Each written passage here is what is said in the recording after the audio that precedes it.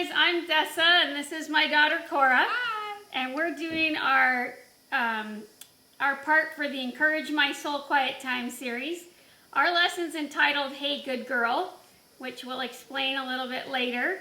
But, a lot of us have been going through a hard time lately, different things with COVID-19. Marshall, my middle boy, is a senior. He's about to graduate. That's been really tough. All the, no graduation, none of that fun stuff. He was the president of the band. Didn't get to go to his band banquet, all of that. And then I was sick at the beginning of it. What we think was a very easy version of COVID-19. And that was weird because, I was kind of sick but didn't know, and whatever. But anyway, Cora had a lot of hard stuff going on. Yeah, I was gonna go to Vegas. I had a soccer tournament there. I had state. I was gonna be a Go For It youth camp. I had team camp. Just a lot of really exciting things going on. The 2020 conference I was really excited about. I just felt like everything I was looking forward to got canceled, and we all struggle in different ways. And I think I was very trying to figure out and tell myself oh, I should not feel bad because everyone else is dealing with way harder stuff, like loss in their family or being sick or bigger events. But we all struggle in different ways, and all struggle is valid. And striving to be a disciple is hard, and we can get persecuted at school or work, and being a disciple does not come naturally.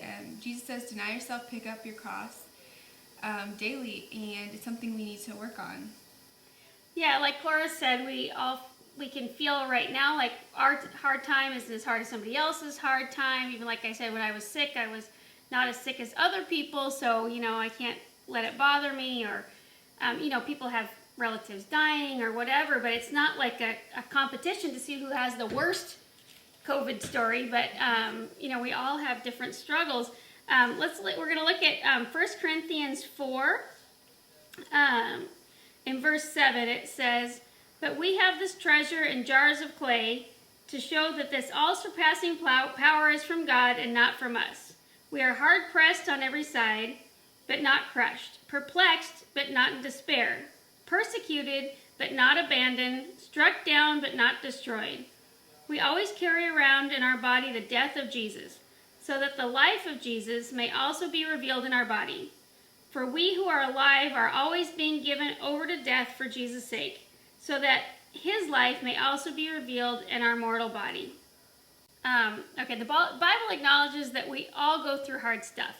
We're hard-pressed on every side, but not crushed, perplexed, but not in despair, persecuted, but not abandoned. God is with us through it all. So in this passage, we are the jars of clay. We're the earthly vessels. So in this time, the jars of clay were like Tupperware containers. They were not very important. They were used until they were broken and just tossed away. But in this passage, we see that we are like this, and God is the treasure that's in us, the gospel.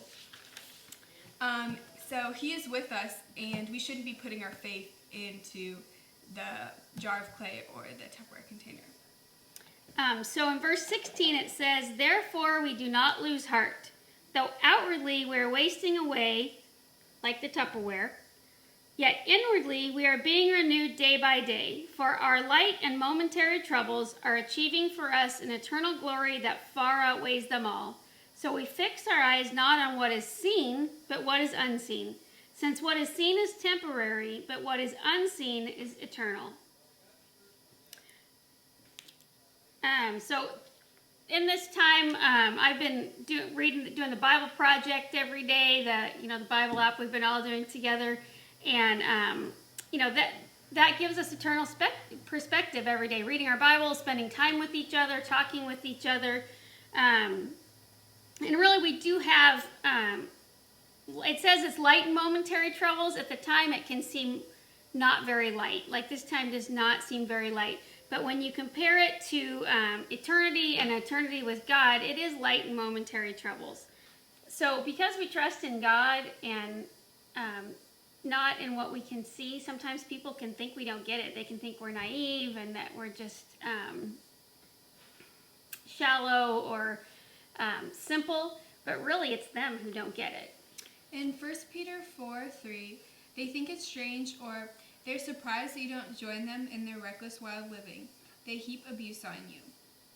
So I've been told many times that I just don't understand the struggles that they go through, like from people at school and stuff. But I really do get it. High school is hard and peer pressure is really hard.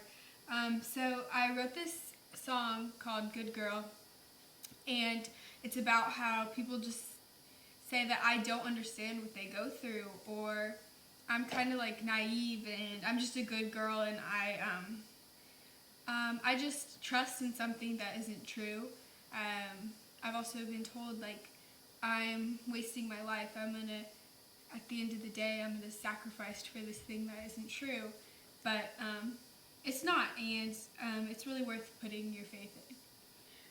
Like Cora was saying, teens can really get persecuted, and adults can too.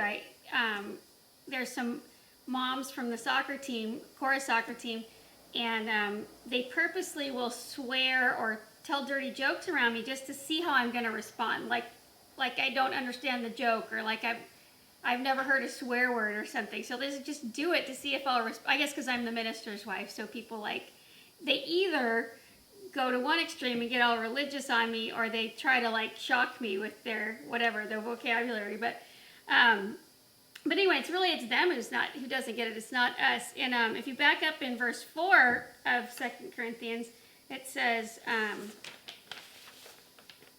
of 2 Corinthians 4, it says, the God of this age, lowercase g, for the God of this age has blinded the minds of the unbelievers so that they cannot see the light of the gospel that displays the glory of Christ, who is the image of God, capital G. For what we preach is not ourselves, but Jesus Christ as Lord, and ourselves as your servants for Jesus' sake. People are blinded. They don't understand the treasure, but that doesn't mean it's not true. They're rejecting God and not us. But focusing on the pleasure is like focusing on this life and pleasure is like focusing or putting your hope in the Tupperware. It's just not meant to last. This is a great time to pray that God will really open people's eyes to what matters, which is God and his eternal glory, which will far outweigh any suffering that we can endure here. If you're feeling any of the ways it talks about in the scripture, hard-pressed, perplexed, persecuted, or struck down, we want to encourage you to really fix your eyes on what is unseen, which is in verse 18. The fact that this is commanded means that it doesn't come naturally, and it's a daily battle that we have to really fight for. We renew ourselves day by day when we depend on God and not ourselves. Psalm 23 talks about our relationship with God and how he guides us and he leads us and he comforts us and protects us. And with God, we just have very full lives. Cora is going to sing a song for us that she wrote called Good Girl, and she kind of explained it before, so here she goes.